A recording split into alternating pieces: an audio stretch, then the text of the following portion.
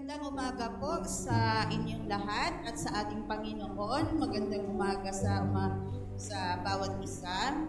Sige po, bago tayo magsimula sa ating pagsamba, sabi po sa aklat ng mga awit, chapter 66, verse 1 to 4, sumigaw sa galak ang mga nilalang at purihin ang Diyos na may kagalakan. Wagas na papuri sa Kanya'y ibigay, awitan siya'y luwalhatiin siya. Ito ang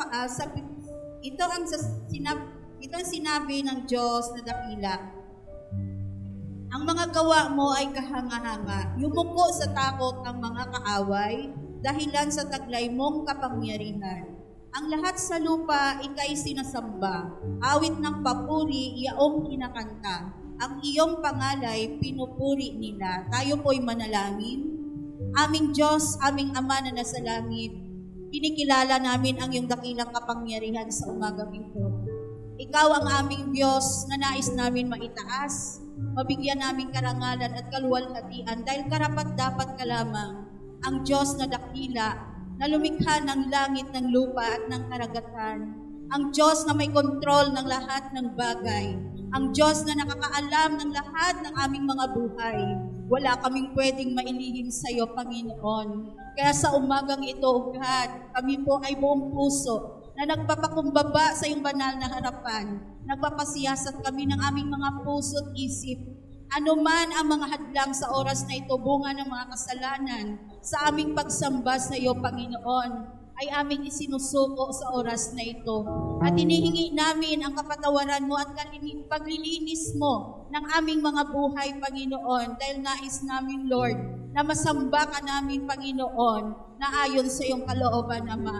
Lord, salamat po, Panginoon, dahil sa iyong kabutihan at katapatan sa amin. Muli narito kami sa iyong banal na harapan, handang magpuri, magpasakop sa iyo, magpailalim sa iyong dakilang pangalan upang ikaw po ang maitaas namin. Ikaw po ay aming maparangalan at masamba namin sa Espiritu at katotohanan, Ama. Hayaan mo po na ang iyong banal na Espiritu ang siyang manguna sa aming kalagitnaan, sa aming pagsambang ito. Hayaan mo po, Panginoon, na ang iyong anak, ang iyong mga anak, ang iyong iglesia sa Caridad Unida ay madatnan mo po na patuloy na sumasamba sa iyo, nagpupuri sa iyo, sa kabila, Panginoon, ng mga struggle, ng mga hadlang, ng mga problema, Panginoon, madatnan mo po kami na patuloy na sumasamba at naglilingkod sa iyo, Ama. Kaya ang dalangin po namin sa lahat ng aming gagawin sa umagang ito, sa aming pagpuri at pagsamba sa iyo, kayo po, Panginoon, ang siyang manguna sa aming kalagitnaan, maging sa aming mga buhay, O Diyos. Pangunahan mo po kami at samahan mo po kami, Panginoon, dahil alam po namin na hindi kami, Panginoon, magtatagumpay kung wala ka sa amin, kung wala ang iyong pagsama at pagkilos sa aming kalagitnaan, Ama. Kaya kinikilala namin, O God, ang iyong dakilang presensya sa umagang ito, sa aming kalagitnaan, sa aming pagsambang ito. Lord, iparanas mo po ang iyong kapangyarihan at kaluwalhatian sa magitan ng iyong mga salita na mahayag sa umagang ito, Panginoon. Hayaan mo po, Lord God, na ang aming mga puso ay maging matabang lupa sa umagang ito upang pagkatamnan ng iyong mga binhi na mga salita mo, ito'y tutubo, lalago at magbubunga sa aming mga buhay upang patuloy ka namin mabigyan ng kapurihan at karangalan, Ama. Kaya masalamat po sa iyong mga salita na aming tatanggapin sa umagang ito. Nawa, O Diyos, magbigay ito ng kalakasan, magbigay ito ng pag-asa, at magbigay ito, Panginoon, ng encouragement sa aming mga buhay upang magpatuloy kami, Panginoon, sa aming paglilingkod sa iyo at pananampalataya sa iyo, Ama. Ama, paging dapatin mo po kami, nawa sa umagang ito, maibalik namin ang pinakamataas na papuri at pagdakila sa iyong dakilang pangalan. Dahil karapat-dapat lamang na tumanggap ka po, Panginoon, ng lahat ng aming pagpupuri. Kaya madalangin po namin, O Diyos, gamitin mo po ang iyong abang lingkod na maghahayag ng mga mensahe mo. Puspusin mo siya ng iyong kapangyarihan Puspusin mo siya ng iyong karunungan at kaluwalhatian, Lord. Gamitin mo siya mightily, ang aming Pastor Larry, sa umagang ito na maging pagpapala ang kanyang buhay sa marami, Panginoon. Kayo, Lord God, ang manguna sa kanya. Kayo po, Lord, ang magtago, Panginoon, sa kanya, sa iyong banal na likuran, upang ikaw pang maitaas, ikaw po ang makita, at ikaw po ang marinig namin, Panginoon, sa magitan ng kanyang labi. Kaya, Lord, salamat po sa iyong kabutihan. Salamat sa katapatan mo sa iglesia mong ito. Salamat po, Panginoon, dahil talagang hindi mo iniiwan, hindi mo pinapabayaan, Lord God, lalo na po sa mga panahon na dumadaan kami ng mga pagsubok. Dumadaan kami, Panginoon, sa mga suliranin, O Diyos. Nandun ka palagi, Lord. Nararanasan namin ang kayong kabutihan, ang iyong pagkilos at kapangyarihan, Ama. Kaya karapat-dapat lang, Panginoon, na maibalik namin ang pinakamataas na papurit pagsamba sa umagang ito. In Jesus' mighty name we pray. Amen and amen. God bless you, Lord.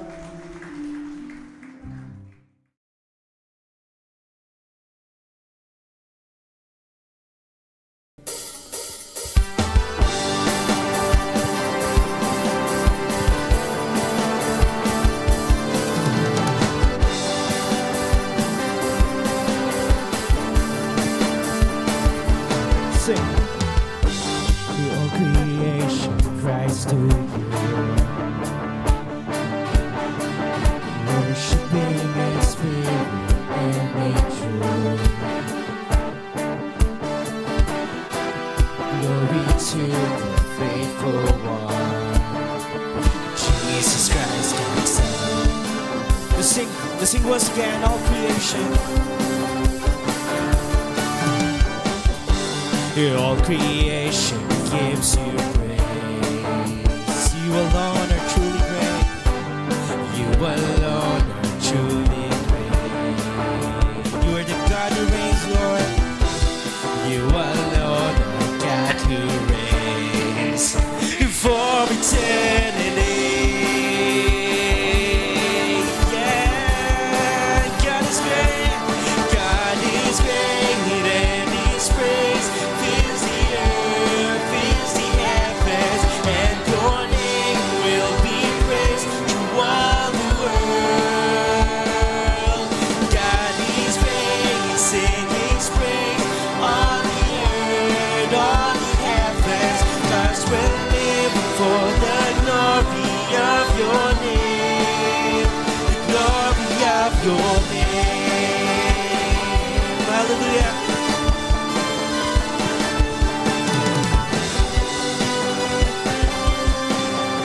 All together, all to you. All to you, oh God, we bring. Jesus, teach us how to live. Let your fire burn in us, that all may hear, that all may see.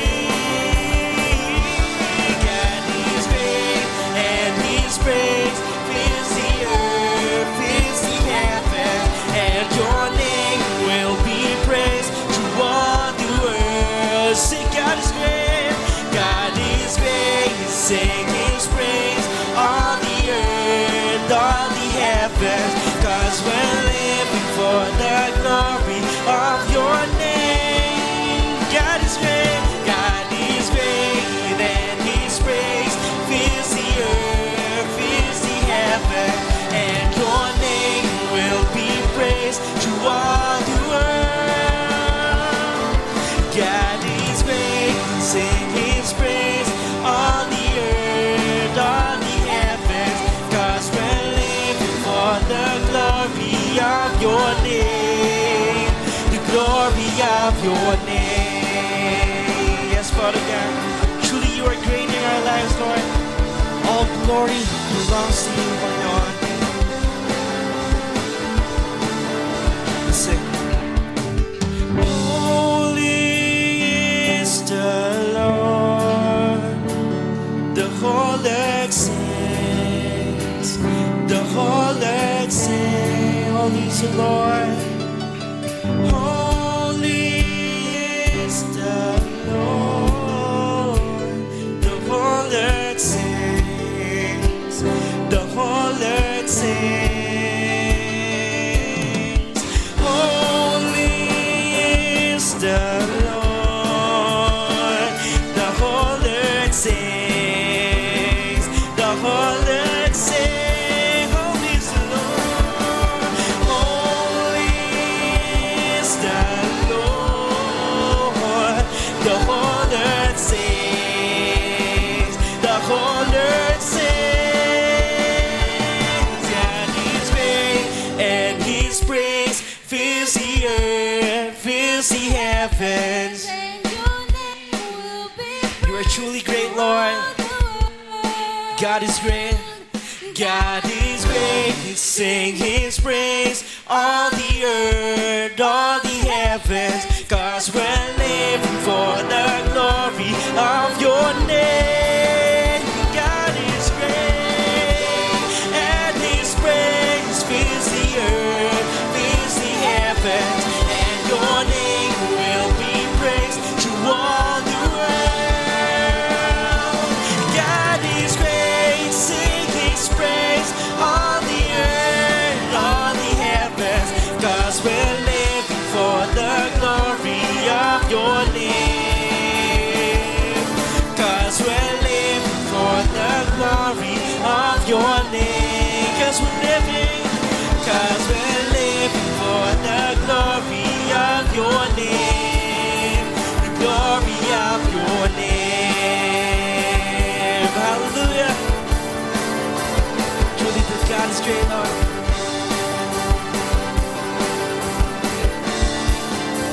Hallelujah. Praise the Lord. Ating palakpan natin, Panginoon. Let's continue to worship our Lord. Let's continue to praise Him. Truly that now that He is near, truly that now that He is in our hearts, everything will be different.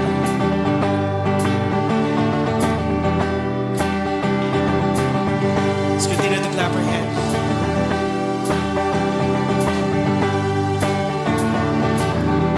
Hold me in your arms, never let me go.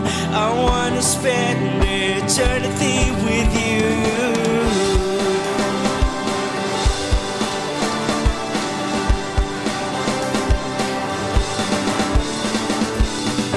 I'll sit before you, Lord, and give you all my praise. Your love is all I need. Jesus, you're all I need. My life belongs to you. You gave your life for me. Your grace is all I need. Jesus, you're all I need. Hold me in your arms, never let me go.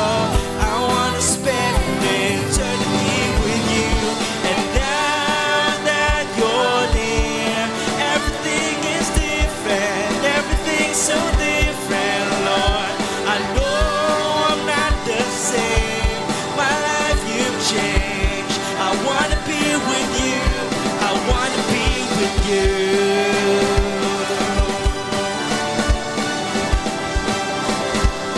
Sing once again and stand before you, Lord. I stand before you, Lord. You give life for your grace is all I need. Jesus, you're all I need. My life belongs to you. You gave your life for me. Your grace is all I need.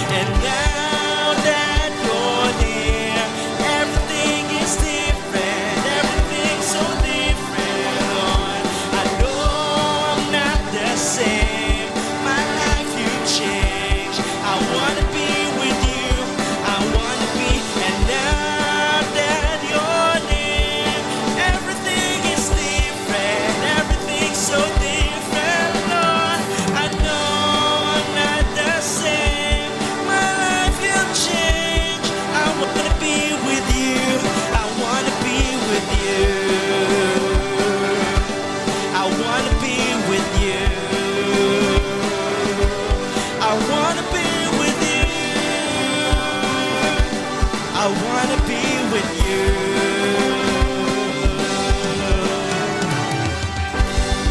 Palapan natin, Panginoon. Truly that you are the great God. Truly your power, Panginoon, will endure forever. Let's continue to sing to the Lord. Let's continue to shout His name, shout His glory.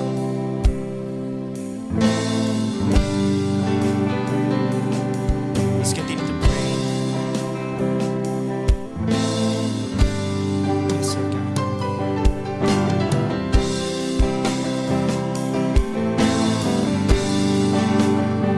Hallelujah.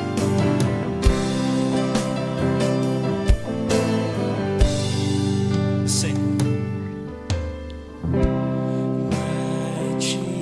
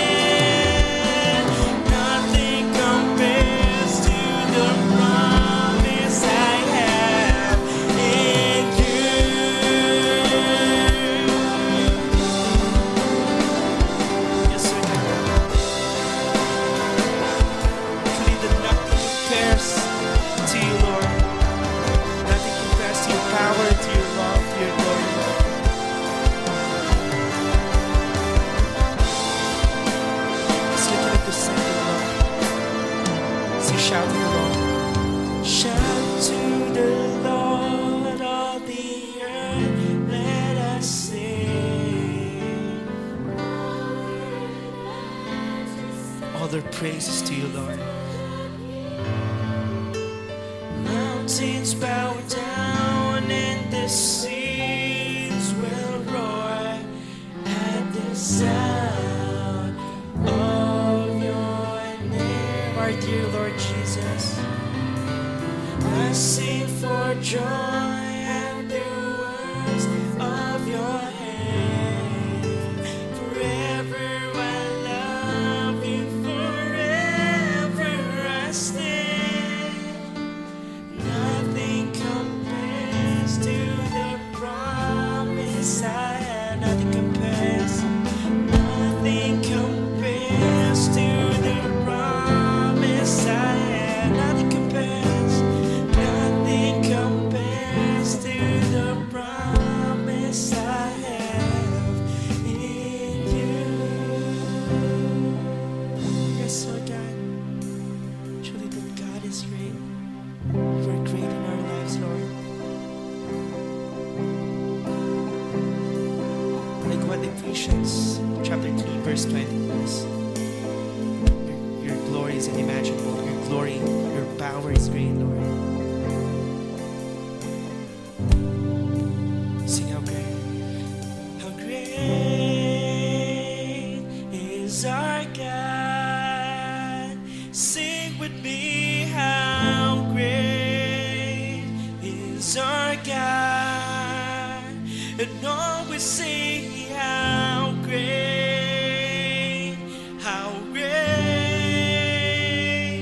is our God.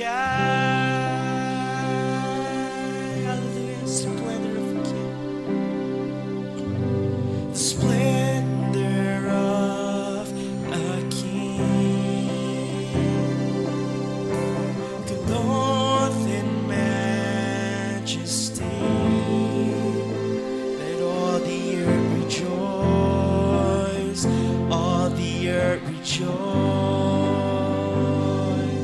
He wraps himself in light, and darkness tries to hide, and trembles at his voice, trembles at his voice.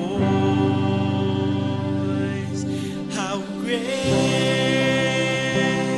is our God. Sing us, sing with me, how great is our God. And all we see, how great is our God. Sing H to H. And time is in his hands.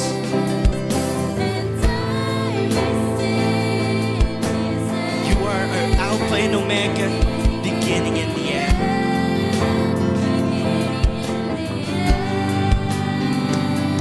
The Godhead tree in one, Father, Spirit, Son.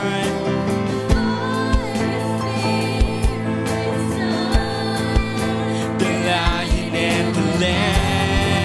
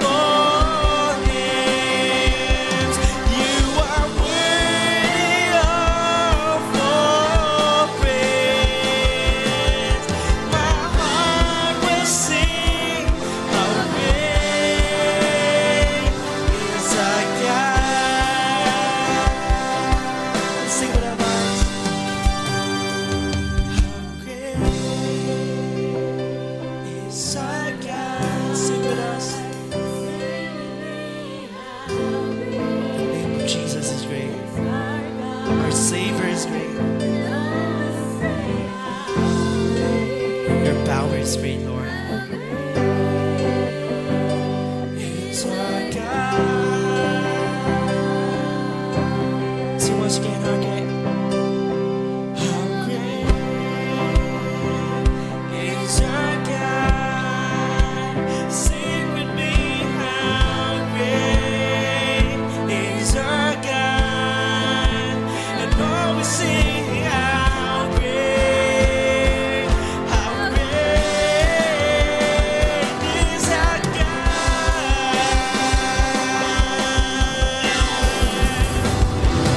How great is our God.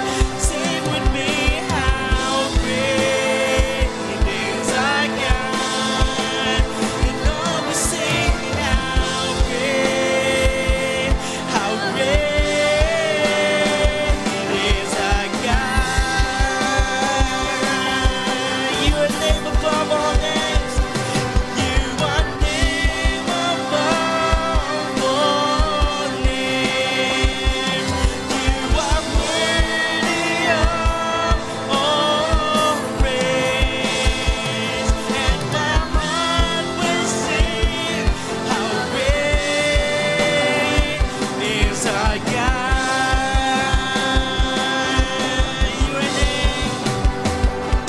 You are name above all names, worthy of all praise. My heart will sing, how great is our God. And our hearts will sing. And my heart will sing, how great is our God. My heart will sing, Lord. And my heart will sing, how great is our God. Truly, your name is great, Lord. The name of Jesus. You are our beginning. You are the end, Panginoon. You are the constant, Lord God, in our lives. And sa oras na ito, Panginoon, kami po'y lumalapit. Dinideclare how powerful your name is. How clear your calling, Panginoon, sa buhay ng bawat isa. We pray, Panginoon, to continue to use us, Panginoon. To use us as an instrument to be a blessing, Panginoon. Sa aming bayan, sa aming bansa, sa aming church, sa aming pamilya, Panginoon. We pray, Panginoon, continue to guide us, Lord God. Let your presence flow within our hearts, flow within our lives, Panginoon. Truly, Panginoon, that now that you are here in our hearts, Panginoon, everything will be different. We are different on this world. We are different, Panginoon. We are unique because of your glory, your power, your greatness, Lord God. Purihin ka, Panginoon, purihin ka. This is all we pray in the mighty name of our Jesus, our Lord and Savior. Amen. Palakpakan natin ating Panginoon.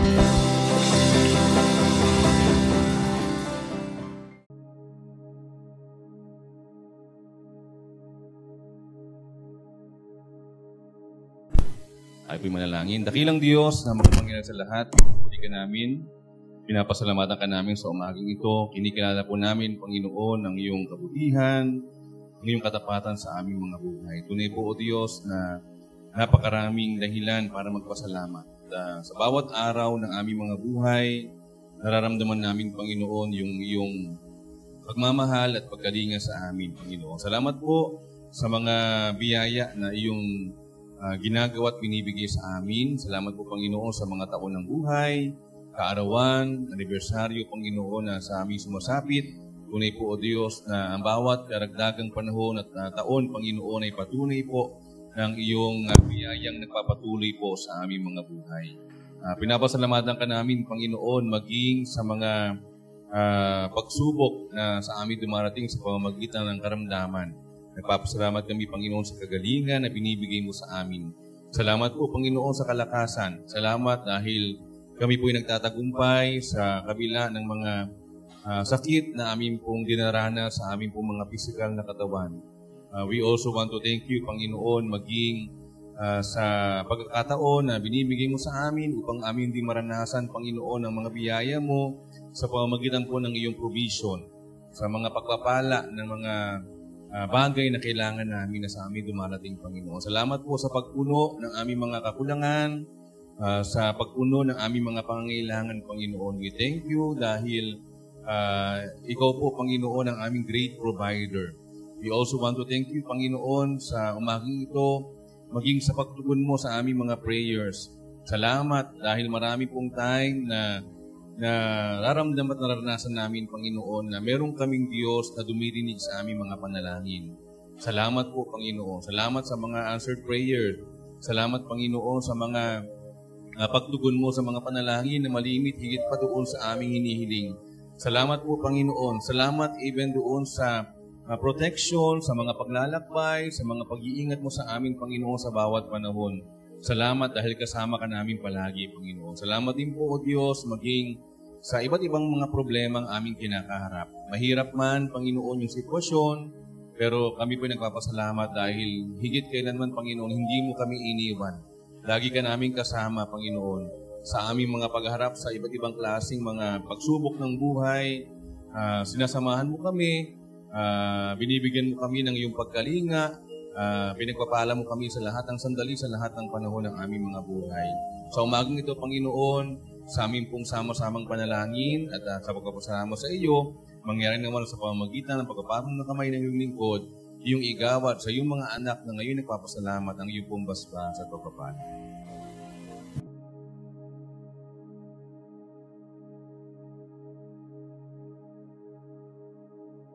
Tayo po ay magpapatuloy sa ating pagtunghay doon sa ating pong series ngayong buwan hanggang sa mga susunod, The Marks of an Excellent Ministry. At ngayon po, ang ating pag-uusapan ay yung number 2. Last Sunday ay binigyan po ng pagtalakay ng ating Pastor Denson yung number 1. And I hope yung ating po mga small group leaders ay nakahanda rin po to take notes doon sa ating pong mga messages, lalo na ngayong umaga po, para po sa buong isang linggong darating.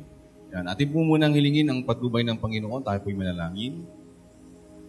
Dakila naming Diyos na makapangyarihan sa lahat, sa umagang ito, ikaw po yung aming hinihiling na manguna at sumama sa amin, Panginoon, sa aming pong pagbubulay-bulay. Nawa, Panginoon, ang iyong biyaya ng karunungan, ang siyang sumaamin, buksan mo yung aming mga puso't isip upang amin pong kilalanin, Panginoon, ang mga nais mong sabihin sa amin sa umaga pong ito. Salamat po, di aming dalangin in Jesus' name.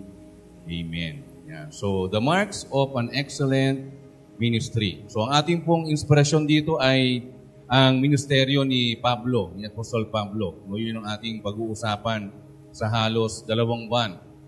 Kung di ako nagkakamali po.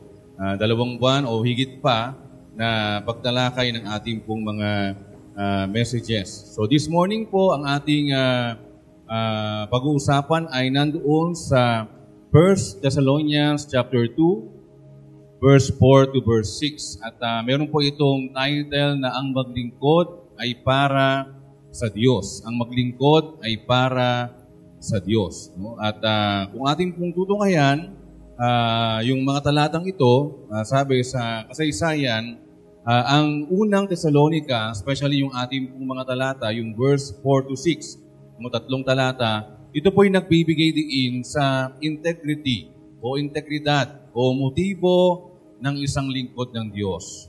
So dahil ang subject ay si Pablo, no, parang pinapakita o pinapahayag ng ating mga talata kung ano yung integridad at kung ano yung motibo na nararapat sa isang naglilingkod sa Diyos. So medyo may bigat yung aspeto ng pagkilala doon sa mga talata. Ang ating pong susing talata o yung ating key verse ay masumpungan sa verse 4. Kung meron kayong mga Bible po, nandito po yung salin ng Mabuting Balita Biblia, no, sa Tagalog. Ito po ang sabi, sapagkat inarapat ng Diyos na ipagkatiwala sa amin ang magandang balita nangangaral kami hindi upang bigyan kasiyahan ang tao, kundi ang Diyos na sumisiyasat sa ating puso. Sapagkat minarapat ng Diyos na ipagkatiwala sa amin ang magandang balita.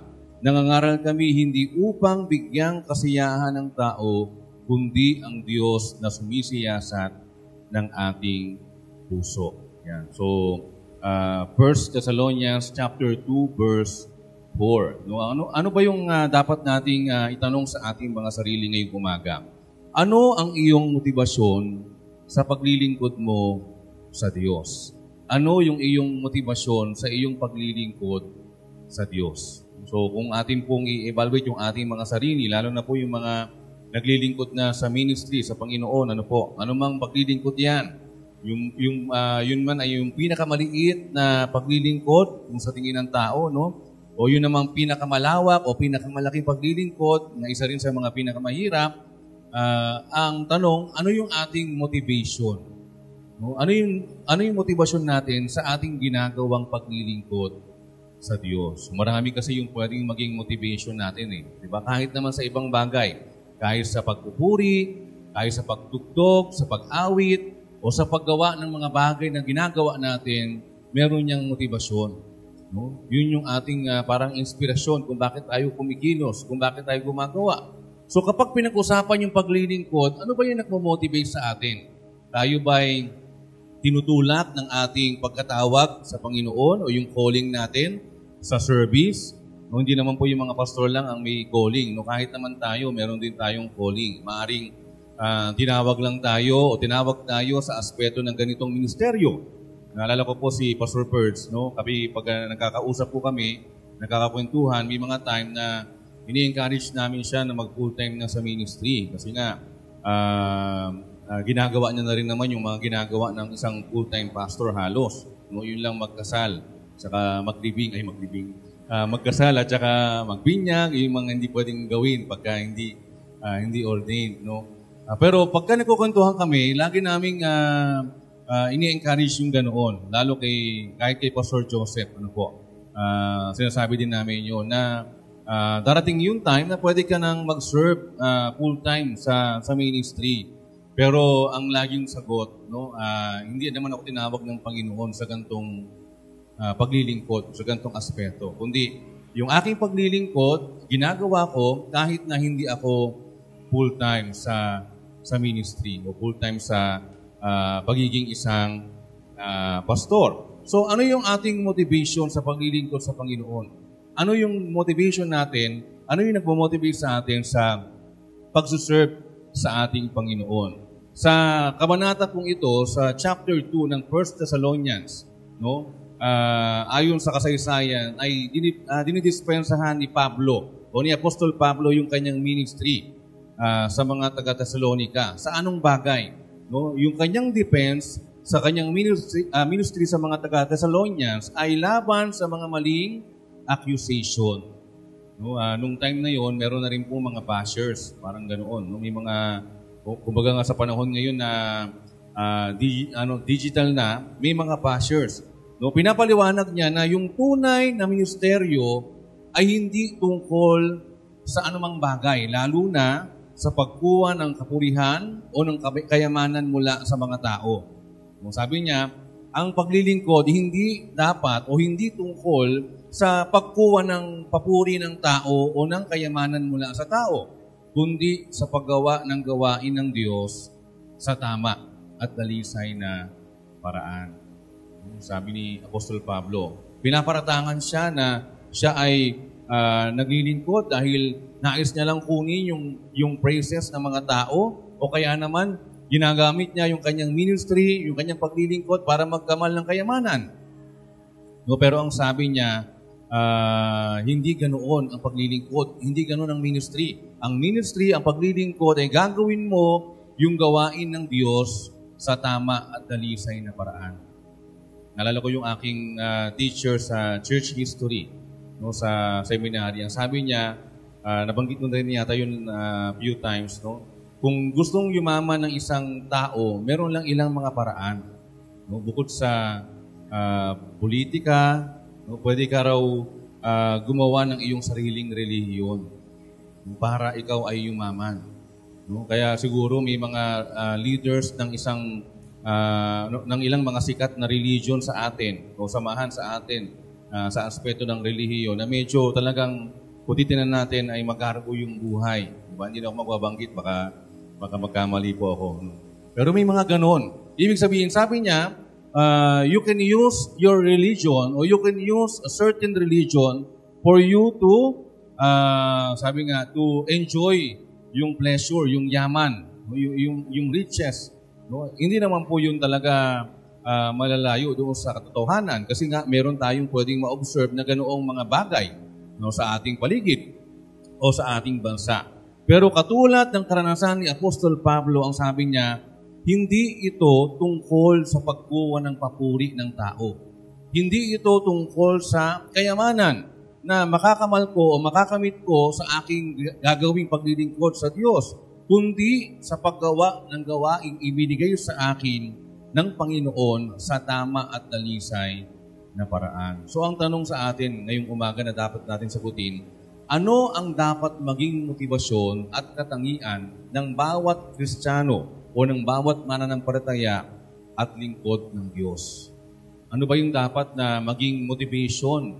Hindi lang ng mga naglilingkod, kundi ng lahat ng mga mananampalataya. Tayo po yun. No, ano yung dapat nating maging katangian bilang mga mananampalataya habang tayo ay naglilingkod sa ating Panginoon? Yan, meron po akong 3 bagay na tatalakayin na maikli lamang po. No, 3 bagay na sinasabi po ng ating mga talata. Una, mayroong tamang motibo at hindi naghahangad ng papuri ng tao. Ang una pong bagay o ang unang motibasyon na nararapat at katangian ng bawat mananampalataya, ang sabi, mayroong tamang motibo. Mayroong tamang motibo at hindi naghahangad ng papuri ng tao. Ano pong sabi sa verse 4? No? Sabay-sabay nga po tayo. Sapagkat minarapat ng Diyos na ipagkatiwala sa amin ang magandang balita. Nangangaral kami hindi upang bigyang kasiyahan ng tao, kundi ang Diyos na sumisiyasat ng ating mga puso. So, sabi nga, direct nung ating talata. Ito yung ating susing talata. Ito yung key verse natin. No?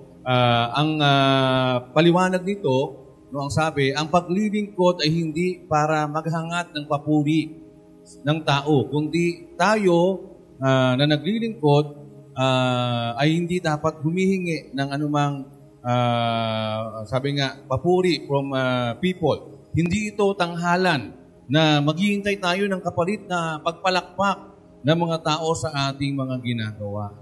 Ibig sabihin, sa paglilingkod natin sa Panginoon, sa pagbibigay natin ng ating service sa ating Panginoon, hindi kailanman kailangang maghangad na tayo ay makaranas o tumanggap ng mga pagpalakpak ng mga tao sa ating paligid. Hindi dapat ganoon. Hindi dapat for applause yung ating ministry sa Lord. Hindi tayo naglilingkod para matuwa yung ating mga katabi. Hindi tayo naglilingkod para matuwa si pastor o para matuwa yung ating mga leader sa church. Hindi tayo naglilingkod sa Panginoon para makarinig lang tayo ng mga salita na, ay, galing-galing mo naman. Ang husay-husay mo, hindi po ganoon. Hindi dapat ganoon yung ating motivation. Nung kami po ay mga kabataan, ang lagi namin narinig, lalo na sa akin personal, yung aking unang ministry kasi ay yung paglilinis ng church. Kaya alam ko yung mga bawat sulok sa church. Ang unang talagang tumatak sa isip namin na laging nilalagay sa amin ng aming mga parang mga nanay na at mga tatay sa church, yung mga kuya at ate, ginagawa mo yung ginagawa mo dahil yan ay ministry mo sa Panginoon. Hindi mo kailangang hingin yung approval ng mga tao. Although, siyempre, pagka ikaw ay naglilinis, may mga time diyan na makikita yung mga hindi dapat makita. May mga kulang, di ba? Usually naman, ang mga nakikita yung mga hindi maayos eh. Yung mga maayos, hindi masyado nakikita yan. Pero, lagi na ini-insist sa aming isip na ang paglilingkod sa Panginoon ay hindi para makarinig ka ng mga approval ng tao, kundi ginagawa mo yan para sa Panginoon. So, yung paglilingkod na ito, hindi para maghangad ng papuri sa tao, kundi tayo ay naglilingkod dahil gusto nating bigyan ng kapurihan ng Panginoon. Ano pa po? No? Sabi, pinahayag ni Pablo na ang kanilang pangangaral ay nagmumula sa pag-aproba ng Diyos. Yung approval, yung applause, parang yung palakpak, ay hindi sa tao, kundi galing sa Panginoon.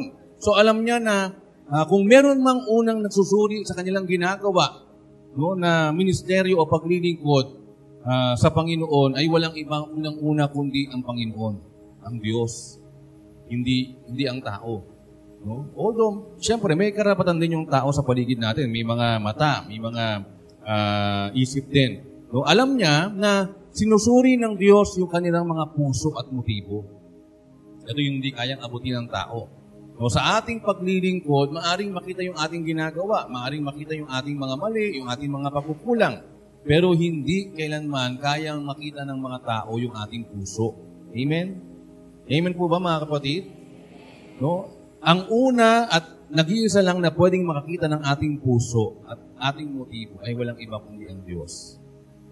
So bakit mo gagawin yung iyong ginagawa, lalo na yung paglilingkod para sa tao, kung ang nakakita naman ng motibo ng iyong puso ay walang iba kundi ang Diyos?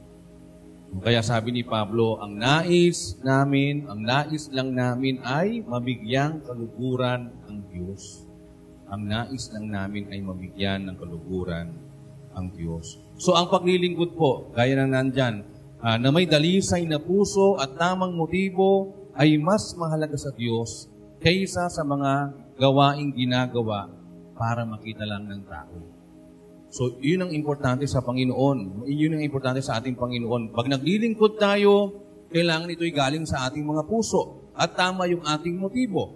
Hindi ito mahalaga o hindi mahalaga sa Diyos na yung ating ginagawa ay ginagawa natin para lang sa mga tao sa paligid natin. So ngayon, ano po yung dapat nating aplikasyon diyan? No, una-una, kailangan nating tanungin yung ating mga sarili. Kanino ba ako naglilingkod? Kanino ba ako naglilingkod? Kanino ba tayo naglilingkod? Kanino natin binibigay yung ating service sa ating mga ministry sa Panginoon na ginagawa natin? No? Ito ba'y ginagawa natin para sa mga tao? Para i-please ang mga tao? Naghahanap ba ako ng atensyon, ng pagkilala, o ng papuri mula sa iba? Yung malimit yung hindi tamang motivation. No, ginagawa natin yung isang bagay dahil we are looking for attention or seeking for attention. No? Ginagawa ko ba yun para hanapin yung atensyon ng mga tao sa paligid ko o ako'y kilalanin? O kaya naman ay makatanggap ako ng praises mula sa ibang tao? Tandaan po natin, when we serve the Lord, kailangan lahat ng praises sa Panginoon, hindi po sa atin. Pag nagtatagumpay tayo sa ministry, pag nagbubunga yung ating ministeryo, hindi po sa atin ang papuri, kundi babalik yan sa Panginoon. Sa Panginoon po lahat babalik. Kaya may mga pagkakataon kapag ang isang Kristiyano, ang isang tao, sinisik niya yung praises ng iba, may mga time lumalaki yung ulo. Lumalaki yung ulo, bakit? Nagiging mayabang dahil akala niya yung lahat ng mga accomplishment, yung lahat ng tagumpay, siya lang yung may gawa. O siya yung may gawa. Kasi, bakit? Mali kasi yung motivation. Mali yung ating iniisip. No? Hindi tayo naglilingkod para sa iba. At yung paglilingkod, hindi yan galing, o hindi sariling galing, kundi sa Panginoon yan. So, ang puso ng isang tunay na lingkod ng Diyos ay may tamang motibo at hindi para lamang ito makita ng mga tao sa paligid natin. So, kumusta po tayo mga kapatid? Kumusta po yung ating mga paglilingkod? Kumusta yung ating mga ginagawa sa Panginoon? Kung hindi ka man under ng isang ministry sa church, halimbawa, and you see yourself na naglilingkod sa Panginoon through your families, no, sa pamamagitan ng pagdala mo ng pangalan ng Panginoon sa iyong trabaho, di ba? Kahit na wala kang ministry sa church, halimbawa No? Dala mo yung pangalan ng Panginoon saan ka man napunta. So, kumusta po tayo? Kumusta tayo sa ating paglilingkod sa Panginoon? Kumusta yung ating buhay sa harapan ng mga tao sa paligid natin? Ang Diyos ba ang nakikita sa atin? O yung ating mga galing, yung ating mga sarili, yung ating mga talino, yung ating mga ginagawa? So, sana po ang ma-display sa ating mga buhay, no, lalo na sa ating paglilingkod, ay ang Panginoon. Ang Diyos na siyang kailangan nating ipakita at kakilala. Pangalawa, mayroong katapatan at walang bahid ng kasakiman. Yan. So, ang isang bagay na kailangan nating tandaan na dapat maging motibasyon at katangian ng mga mananampalataya at lingkod ng Diyos, kailangan na mayroong katapatan. At kailangan wala siyang bahid ng kasakiman. Ano po yung sabi sa verse 5? Pakibasa po, sabay-sabay. 1, 2, 3. Alam ninyo na ang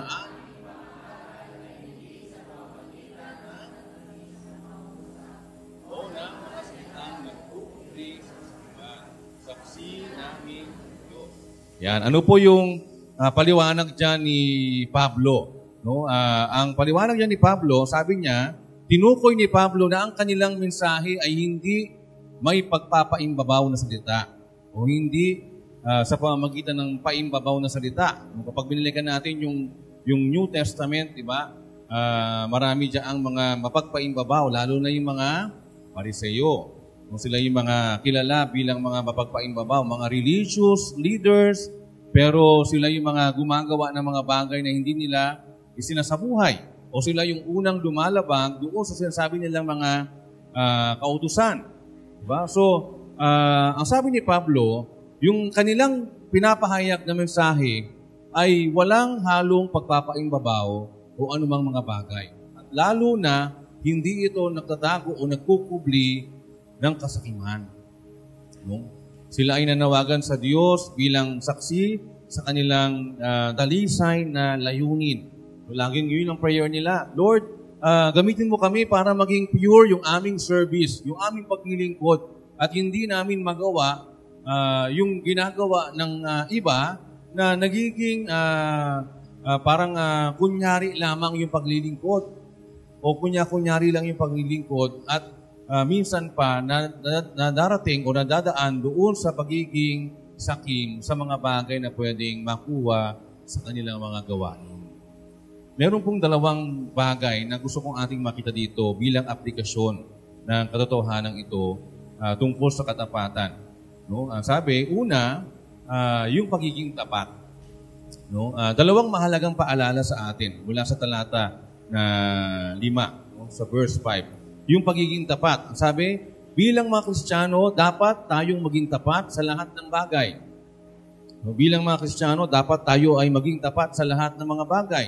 Yung ating mga salita at yung ating mga gawa ay hindi dapat magkaroon ng panlilindang o ng anumang nakatagong layunin. So, sa atin po, bilang mga Kristiyano, meron pong call for us to be truthful and faithful sa ating mga ginagawa at sinasabi.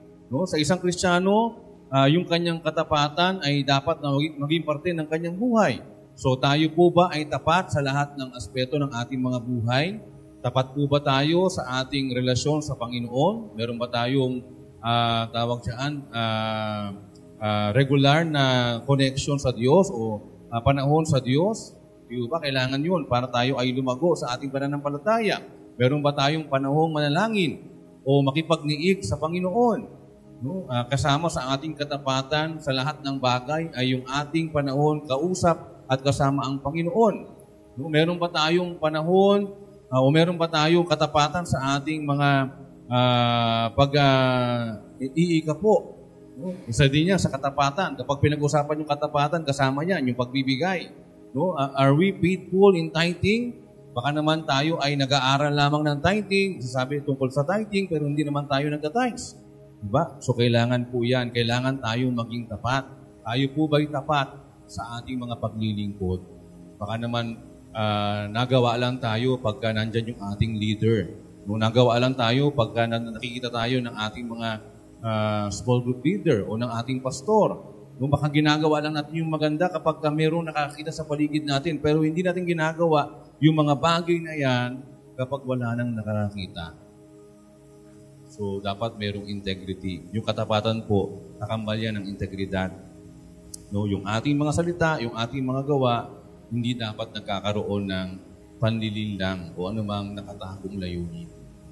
So, either we speak or we act.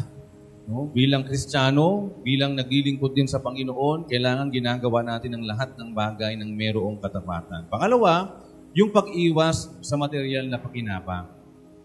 So, hindi dapat gamitin yung ating pananampalataya para maghanap ng pansariling pakinabang, lalo na po sa pera. Minsan, ito yung nakakalungkot eh. May mga pagkakataon na pupunta lang ako sa church na yan, lalo ngayon, Burr months, kasi malapit ng magpasko. Pagka Christmas kasi may paayuda, si Mayora. Diba? May ganun eh, di ba? May ganun mentality. No, pupunta lang ako sa church na yan kasi pagka nakakasakit, meron silang binibigay na tulong. O kaya naman pag may namatay, merong nakikiramay, may mga ganun. So, nakafocus doon sa mga material na bagay. No, ang sabi, bilang isang Kristiyano, bilang isang mananampalataya, hindi natin dapat gamitin yung ating pananampalataya para maghanap ng pansariling pakinabang, lalo na po sa pera. No, ang tunay na paglilingkod ay dapat na walang bahid ng kasakiman. Amen? Kung naglilingkod tayo sa Panginoon, kahit na anong panahon ng buhay, no? Di ba sabi sa awit, kahit may problema at wala kang pera, di ba't laging masaya? No? Yung paglilingkod sa Panginoon, lalo na kasama mo yung iyong church family, ay masaya na po. No? Hindi na po natin kailangan ng 5 kilong bigas, hindi na po natin kailangan ng mga grocery items tuwing Pasko para lang maramdaman natin na mahal tayo ng Panginoon. Kasi dito sa church, araw-araw, linggo-linggo, makikita mo, mararamdaman mo na mahal ka ng Panginoon sa pamamagitan ng iyong kapatid sa pananampalataya. Amen po ba? Yan. Pakitapik naman yung iyong katabi. No? Mahal ka ng Panginoon. Yan. So dapat po, ang ating dapat alalahanin palagi sa ating buhay pananampalataya at paglilingkod sa Panginoon, kailangan po ng katapatan. Walang anumang bahid ng, sabi nga, kasakiman. Yun yung term na ginamit po. No? Sabi nga, ang puso ng isang tunay na lingkod o ng isang tunay na Kristiyano ay walang panlilindang o anumang bahid ng kasakiman. Pangatlo at panghuli, mayroong kahandaan sa paglilingkod na may pagpapakumbaba. So, sa verse 6 po, ito po'y natalakay na rin doon sa intro natin nung first Sunday, di ba? Dito po pinapakita na dapat bilang isang lingkod o bilang isang mananampalataya, may kahandaan tayo sa paglilingkod na mayroong humbleness or humility. May pagpapakumbaba. Sabi po doon sa talata, pakibasa po ng sabay-sabay, hindi kami naghangad ng papuri ninuman o ninyo o ninuman. Hindi kami naghangad ng papuri ninyo o ng sinuman.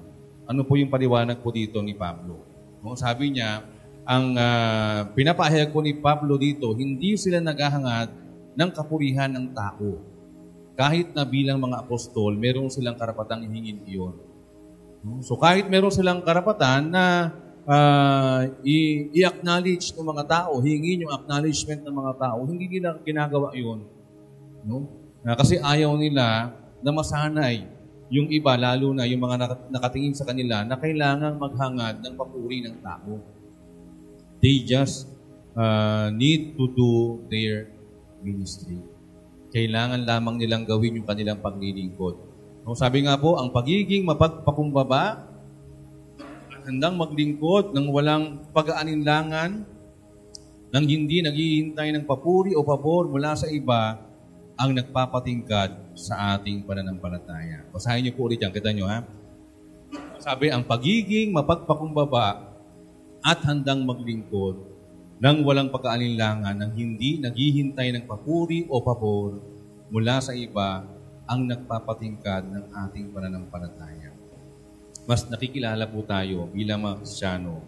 Mas nakahayag yung ating pagiging mananampalataya kung tayo ay naglilingkod o gumagawa ng mayroong humbleness. Baligtad po, di ba? Kasi bakit? Sino ba yung nakikilala? Sino ba yung tumitingkat? Sino ba dapat yung nag-shine? O yung nangahayag sa mga tao? Yung naghahangad ng applause ng mga tao. Yung naghahangad ng palakpak ng tao. Kasi sila yung parang nagpapasikat, di ba? No, whenever you want something, or you want people na ma-acknowledge ka, gagawa ka ng paraan para ma-acknowledge ka. No? Gagawa ka ng paraan para makita ka, para makilala ka. No? Pero sa paglilingkod, baliktad po. Yung pagiging matingkad ng ating buhay, yung pagiging matingkad ng ating pananampalataya, hindi po yan nakukuha sa ganoong paraan. Nagagawa po yan at naaabot po yan sa pagiging mapagpakumbaba. Amen? Yung handa po tayong maglingkod ng walang anumang pag-aalinlangan, nang hindi naghihintay ng anumang pabor mula sa ibang tao. So, yan po ay kakabit din ng pag-asa natin. Nung tandaan natin, ang pag-asa ng Kristiyano at ang ating paglilingkod ay hindi dapat nakatuon sa paghanga ng tao, kundi sa gantimpala na nagmumula sa Diyos. So, ibig sabihin, ano ba yung ating inaasahan sa ating buhay paglilingkod o sa buhay pananampalataya natin? Na darating yung time, no, habang naglilingkod ka sa Lord, ginagawa mo yung bagay bilang isang Kristiyano, kakamtin mo yung gantimpala mula sa Panginoon. No? Masaya yung dito pa lang na kikita mo na yung mga gantimpala. Di ba? Yung mga bunga ng iyong pagpapagal. Masaya po yun. Masaya sa pakiramdam na yung iyong pagpapagal bilang Sunday school teacher, dumating yung time, yung iyong tinuturuan dati, teacher na rin ngayon. Diba? Masaya yung pakiramdam na bilang isang officer ng anumang kapisanan, darating yung time, makikita mo yung iyong dinidisciple, ngayon officer na din. Naaasahan na rin sa church. Ganun din sa pagiging small group leaders. Dati, small group member lang yung isang tao, pero ngayon small group leader na. Diba? Masarap sa pakiramdam na dito pa lang sa lupa, nakikita na natin yung bunga ng ating mga pagpapakal, ng ating mga paglilingkod. No, bilang isang Kristiyano, namumuhay ka ng tama, namumuhay ka ng tapat, hindi ka naman nag-share ng gospel, pero yung iyong testimony ay malinaw at malakas na testimony ng iyong pagiging Kristiyano. Yung kapitbahay mo nakakilala sa Panginoon, kasama mo sa church ngayon. Yun ay bunga ng ating pagpapakal. Dito pa lang, nakikita na natin how much more yung bagay na inaasahan natin sa hinaharap. Doon sa langit, yung mga gantimpalang ipinangako ng Panginoon sa atin. Mga kapatid, ang pag-asa ng Kristiyano at ang ating paglilingkod, hindi lang dapat nakatuon sa mga paghanga na ibibigay ng tao dito sa mundo, kundi nakafocus tayo na balang araw, makikita natin at magmumula sa Diyos yung pagkilala, yung gantimpala, ibibigay ng Panginoon. Sabi diyan, ang puso ng isang tunay na lingkod ay may pag-asang hindi nakatuon sa paghanga lang ng tao. Hindi naghihintay ng papuri ng iba, pagkus may pagpapakumbaba at handang maglingkod ng walang pag-aalinlangan. So balikan po natin yung ating tanong kanina. Ano ang pumapasok sa isip mo kapag ikaw ay naglilingkod sa Diyos? Ano yung napasok sa ating isip kapag tayo po ay naglilingkod sa Diyos? Thank you. Ano yung ating motivasyon sa ating paglilingkod sa Panginoon? Ito ba ay ang papuri mula sa mga tao o ang kasiyahan ng Diyos? Tanungin natin yung ating mga sarili. Tayo ba ay nagpupuri o tayo ba ay naglilingkod para lang tayo purihin ng tao? O ginagawa natin yung ating ministry, ginagawa natin yung paglilingkod natin, namumuhay tayo bilang mananampalataya, bilang Kristiyano, dahil gusto nating mapasaya ang Diyos. Yun ba? Yun ang masarap na motivation, na gagawin mo yung lahat ng bagay na gagawin mo kasi gusto mong pangitiin si Lord. Amen? No? Gusto natin pangitiin si Lord sa ating mga buhay. So, basically, itong ating mga talata ay nagtuturo sa atin ng isang importanteng bagay. No, ang tunay na Kristiyanong paglilingkod ay batay sa integridad ng puso o motibo at karakter. Sabi diyan, ang tunay na Kristiyanong paglilingkod ay batay sa integridad ng puso motibo at ng ating karakter. So pag sinabing integridad ng puso, yan yung sinasabi ko kanina na kahit walang nakakita sa atin, mamumuhay tayo bilang nararapat na anak ng Diyos. So hindi lang sa church yung pagiging Kristiyano, mga kapatid. Hindi lang sa church yung pagiging lingkod ng Panginoon. Kahit lumabas na tayo ng church, yun po tayo. Kristiyano po tayo. Hindi po dapat nawawala at nauhubad yun. Kristiyano tayo sa ating trabaho. Kristiyano tayo sa ating tahanan, sa ating pamilya. Saan man tayo naroon, Kristiyano tayo. Kung tayo ay leader tayo kahit sa labas. No? Dala natin yung pagiging small group leader natin. Dala natin yung pagiging council member natin. Dala natin yung ating katangian o yung ating buhay bilang naglilingkod sa Panginoon. Kasi yun po tayo. No? Yun yung integridad. Integridad ng puso, ng motibo at ng karakter. Hindi ito tungkol sa galing, sa karisma o sa popularity, kundi sa pagiging tapat at tunay sa harapan ng Diyos. Yan po yung halimbawa nila Pablo. No? Hindi sila gumagawa, hindi sila kumikilos because of their charisma. Yung galing nila o yung kanilang popularity. Kilala sila. Si Pablo lalo na, di ba? Kilala si Pablo bilang isa sa pangunahing taga-tuligsa ng mga mananampalataya noon. Tapos na-convert siya, nakilala sa Panginoon. So kilala si Pablo ng community. Pero hindi ganoon ang kanilang paglilingkod. Hindi galing sa kanilang popularity, kundi sa pagiging tapat at tunay sa harapan ng Diyos. Pagiging tapat at tunay sa harapan ng Diyos na siyang sumisiyasat sa lahat ng ating mga iniisip at ginagawa. Kung kaya nating magunwari dito sa church, pwede naman. Pero tandaan natin, ang Panginoon, alam niya yung puso natin, alam niya yung isip natin. Siya po yung sumisiyasa sa lahat ng ating ginagawa. Kaya malaki po yung ating pananagutan. No? Bilang anak ng Diyos, bilang Kristiyano, hindi dapat umiikot lang sa sulok ng iglesia yung ating pagiging Kristiyano. Dapat sa lahat ng lugar, sa lahat ng aspeto, anak tayo ng Diyos. Amen po ba? Dapat mahayag yun sa lahat. So, hinihikayat ni Pablo na tularan ang kanyang mga halimbawa. Gawin natin yung bawat gawain, malaki man o maliit, sa pamamagitan ng paglilingkod sa Diyos at hindi sa pagpapasikat sa mga tao. So, dapat ang maging prayer natin, Lord, gawin mo pong dalisa yung puso ko sa aking paglilingkod sa iyo. At gawin mo na tama yung aking motibo na laging nakatuon sa iyo sa lahat ng mga pagkakataon ng ating buhay. Tayo po ay yumuko at tayo po ay mananalangin. Dakila naming Diyos na makapangyarihan sa lahat, pinupuri ka po namin, pinapasalamatan sa umagang ito. At kinikilala na Ikaw ang aming Panginoon na siyang nagbigay ng mahalagang mga paalala sa pamamagitan ng buhay ni Pablo. Salamat po, Panginoon, dahil sa iyong katapatan sa aming mga buhay. Salamat po, Panginoon, dahil kung meron mang higit na dapat naming gawin sa buhay na ito, Panginoon, bilang anak mo, bilang Kristiyano, bilang mga lingkod mo, Panginoon, ay gawin namin yung aming mga paglilingkod na nararapat sa iyo. Gawin namin na meron kaming tamang motibasyon. Ang bigyan ka ng kapulihan sa aming mga puso, sa aming mga buhay, at sa aming mga ginagawa. Hindi ang hingin, ang applause, o ang palakpak ng mga tao sa paligid namin. Panginoon, ikaw po ang mangusap sa buhay ng bawat isa. Lahat ng iyong anak, Panginoon, sa dako ito, sa iyong iglesia, sa karidad, yun po yung aming maging puso. Maging puso namin na yung aming pagiging anak mo, pagiging Kristiyano, Panginoon, ay hindi natatapos sa apat na sulok ng aming iglesia, kundi marapat makita saan man kami naroroon, sa aming tahanan, sa aming hanap buhay, sa aming mga komunidad, Panginoon, sa aming mga pag-aaral. Ikaw po yung mahayag sa amin.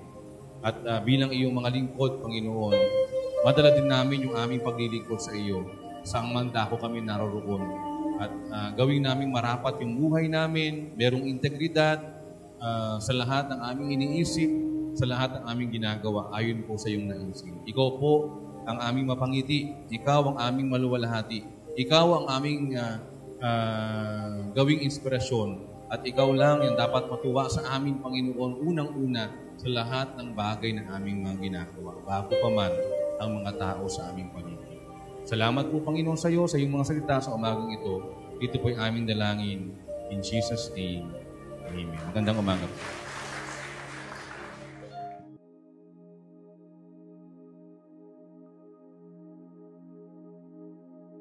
Aming Diyos na dakila sa lahat, aming pong kinikilala, Panginoon, ang iyong kabutihan sa aming pong mga buhay at nagpapasalamat kami, Panginoon, sa pagkakataong ito na niloob mo upang muli magsama-sama kami at papurihin ka namin, itaas namin ang iyong dakilang pangalan. Salamat po, O Diyos, sa lahat ng mga pagkakataon na sa amin po ay iyong ibinibigay.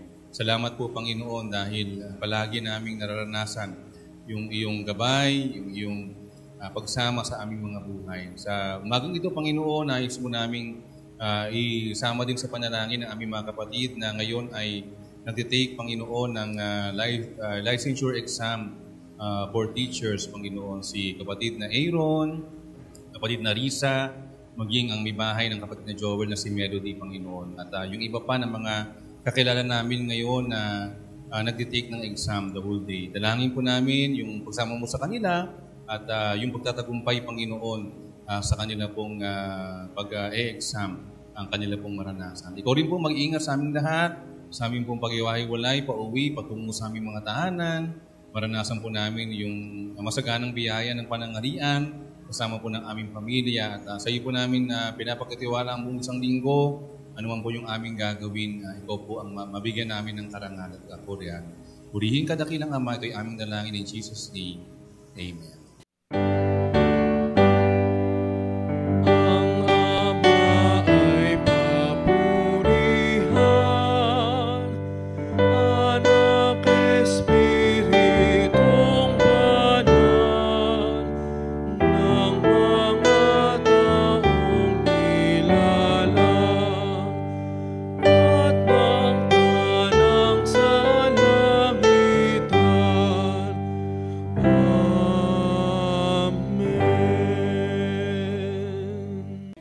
Pinakamamahal, naway sumating lahat ang pagpapala ng Panginoon Kristo, ang walang hanggang pag-ibig ng Diyos Ama, ang pakikibisa at kaaliwan, buhay sa banal na Espiritu, mula ngayon pagpasawalang hanggan. Amen.